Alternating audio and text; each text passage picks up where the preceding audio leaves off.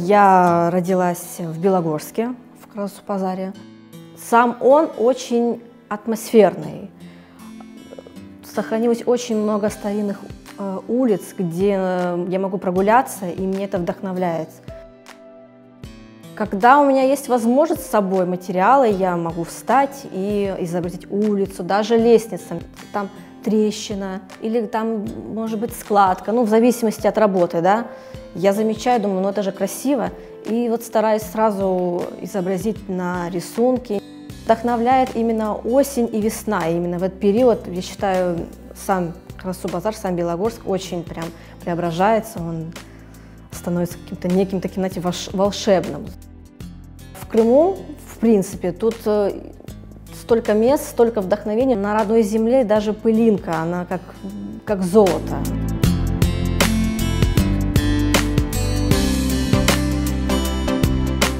Тягу рисовать заметила Анашка, моя Анашка.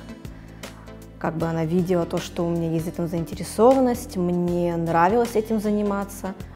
Раньше я просто перерисовывала, потому что мне было это интересно. Потом, с годами, когда я обучалась в школе, я стала участвовать в различных конкурсах. И Анашка подумала, нужно, чтобы она дальше развивалась в этом направлении, в плане профессиональном.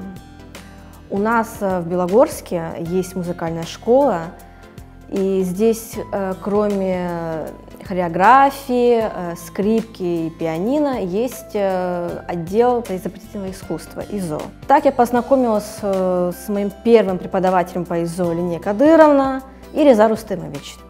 Обучали меня всему – построению, композиции. Раньше я всего этого не знала, просто занималась своим любимым делом.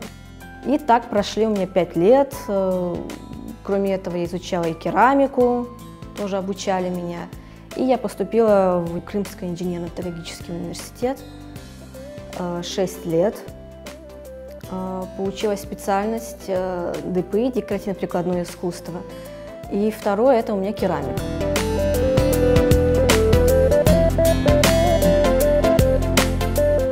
Самое главное в творчестве, я считаю, не забрасывать свое дело в первую очередь, потому что как только ты оставишь свое любимое дело, мне становится очень нехорошо даже и очень тяжело, потому что у меня такой был момент в моей жизни.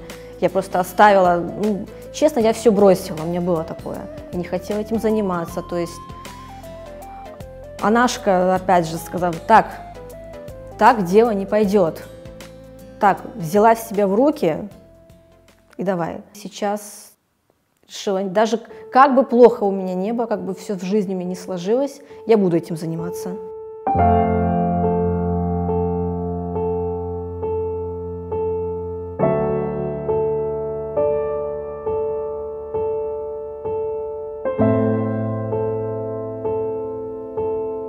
Источник вдохновения у меня, наверное, это не банально, наверное, в кругу семьи даже, да, скажем так. Потому что я смотрю то, что Беташке моей нравится, моя работа, я там сделала для нее на день рождения маслом, нарисовала наши улицы, она смотрит, радуется, бывает даже может заплакать. Я вижу, что, ну, ей нравится тем я занимаюсь, и она говорит, балам, даже не думай это все бросать.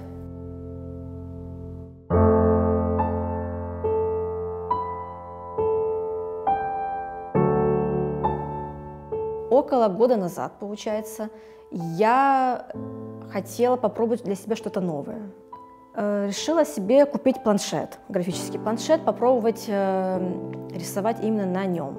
Я закончила курсы, все, и я начала дальше рисовать в своем стиле. Моя мечта — создать персонажа, игрового персонажа в национальном костюме или в национальных атрибутах одежды, неважно, для игр. Таким образом, у меня получится еще больше заинтересовать наше молодое поколение, наших детей к нашим национальным традициям.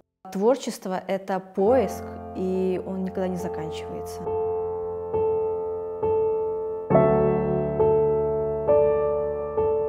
У меня работы получаются более драматичные, даже, скажем так. Там используется минимальное количество цвета, да. Крайне редко я рисую в ярких цветах, мне такое крайне редко бывает. Чаще всего так. Возможно, это все зависит от моего настроя. Да. Чаще всего я изображаю девушек. Они думают о чем-то. Я как человек именно такой. Я очень часто могу погрузиться в себя, у меня проявляется идея. Вообще сам процесс занимает у меня часов 6-7.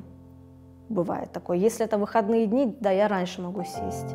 Если это после работы, я этим занимаюсь 3-4 часа, я должна этим заниматься, потому что есть идея, мне надо срочно. Я рисую, и пусть весь мир подождет.